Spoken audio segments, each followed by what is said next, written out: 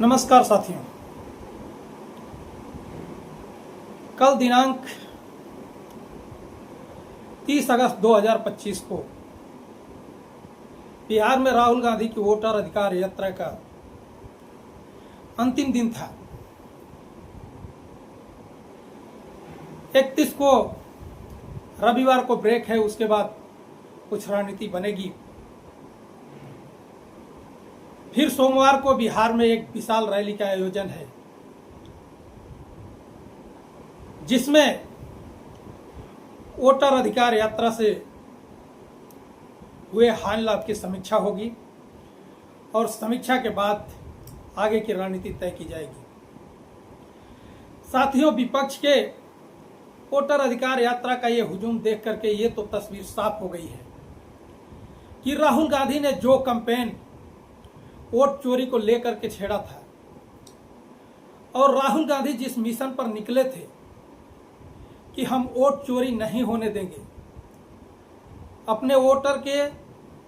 Vote के अधिकार को छीनने नहीं देंगे, उसमें विपक्ष पूर्ण रूप से कामयाब होता दिख रहा है। पहले ही राहुल गांधी और तेजस्वी यादव ने बिहार में भाजपा की नींव हराम कर रखी थी। उसके बाद प्रियंका गांधी भी पहुंची और प्रियंका गांधी के पहुंचने के बाद जो बिहार से तस्वीर निकल करके सामने आई, उस तस्वीर से साफ जाहिर होता है कि राहुल गांधी ने जिस मकसद से यह यात्रा किया था, वह मकसद 100% राहुल गांधी के पक्ष में चरितार्थ हुआ है। और साथियों, इसके बाद वोटर अधिकार यात्रा में विपक्ष के एक एक करके नेता जिस तरीके से सम्मिलित हुए और वोटर अधिकार यात्रा में जिस तरीके से अपनी रणनीति बनाई और रणनीति को कामयाब करने का जो नायाब फार्मूला इजाद किया गया और उससे कामयाबी भी मिली, इस कामयाबी को देख करके भाजपा की चूल्हे हिल गई। भाजपा तो इतनी बौखला गई, इतनी हताश हो गई, इतनी निराश हो गई कि उनके कार्यकर्ता कांग्रेस दफ्तर पर हमला बोलने लगे। लेकिन यह कांग्रेस दफ्तर पर हमला बोलना उनकी हताशा को दिखाता है कि बीजेपी इस वोटर अधिकार यात्रा के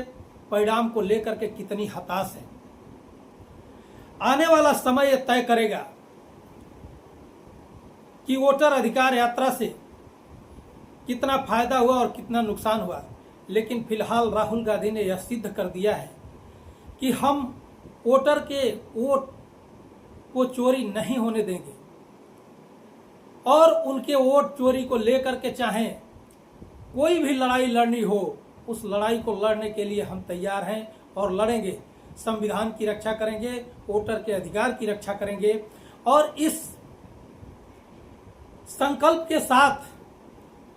कि चाहे कुछ भी हो, इसका परिणाम कुछ भी आए, हम अपने वोटर के अधिकार को समाप्त नहीं होने देंगे। जिस कॉन्फिडेंस से विपक्ष कहता था कि हम वोटर के वोट के अधिकार को बचाएंगे, वो विपक्ष ने कर दिखाया। साथियों, आज मैं आपको बता दूं कि जितने कॉन्फिडेंस से बीजेपी पहले बोलती थी कि आज और आने वाले 40-50 सालों तक अब बीजेपी ही सत्ता में रहेगी, तो आज एक बात तो साफ हो गई है कि बीजेपी झूठ भी कितने कॉन्फिडेंस से बोलती है, चोरी भी कितने कॉन्फिडेंस के साथ करती है। साथियों, अगर चोरी करके सरकार बनाना और चोरी के वोट से सरकार को 40-50 साल तक सत्ता में रखने का जो सपना देख रहा था, ये या तो उसकी अज्ञानता कहा जाए या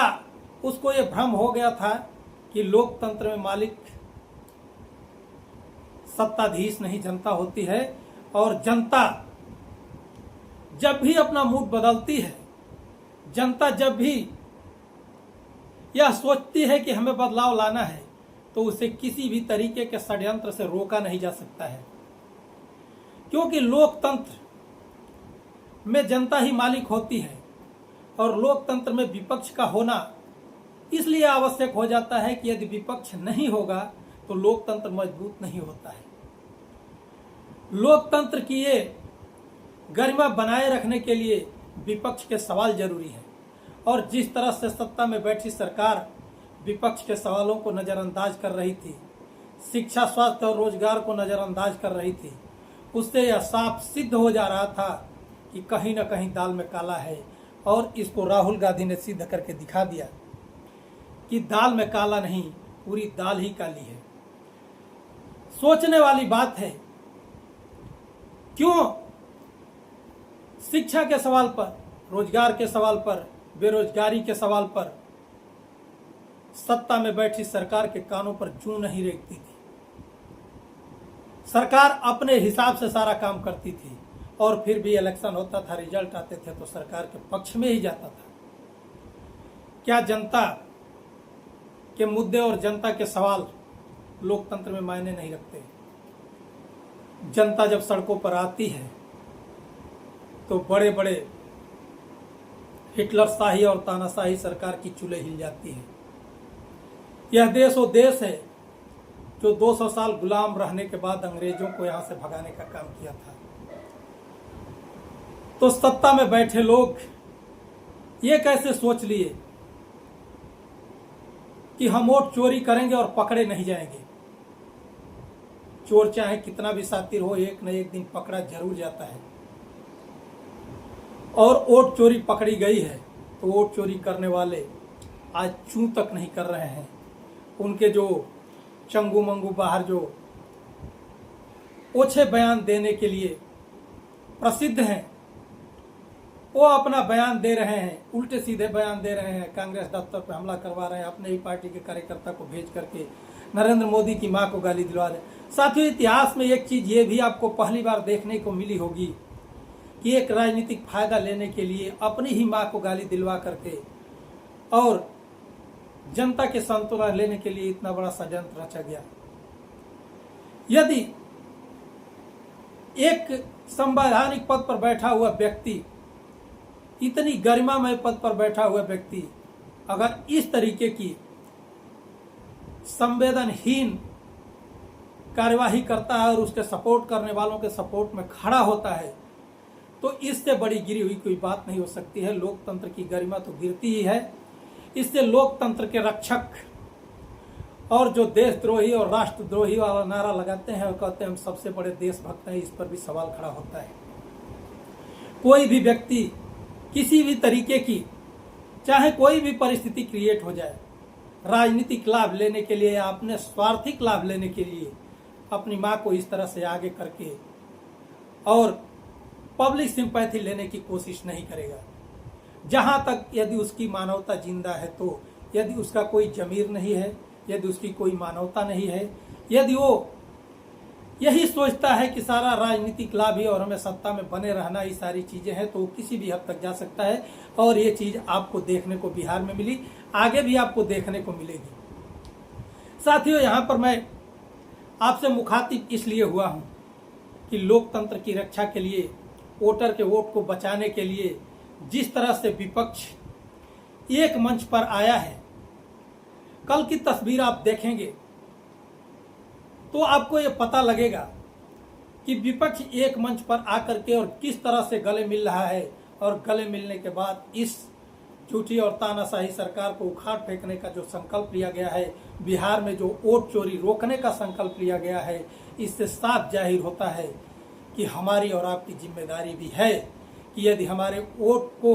चोरी करने से कोई बचाने के लिए खड़ा होता है तो हमें उसके साथ कंधे से कंधे मिलाकर खड़ा होना चाहिए। और आने वाले समय में इस सरकार को बिहार से ही नहीं पूरे देश से उखाड़ फेंकना चाहिए, तभी लोकतंत्र की रक्षा हो सकेगी। और लोकतंत्र की रक्षा करने के लिए हमारी और आपकी नैतिक जिम्मेदारी भी है कि लोकतंत्र की रक्षा के लिए जो भी हम कदम उठा सकते हैं, जो भी सहयोग कर सकते हैं, उसको पूरे तन मन धन से करने के लिए तैयार होइए। साथियों, यदि हमारी बातें अच्छी लगी हो तो हमारे चैनल फैक्ट गुरु को लाइक करिए, कमेंट करिए और शेयर तो अवश्य ही करिए। जय हिंद साथियों।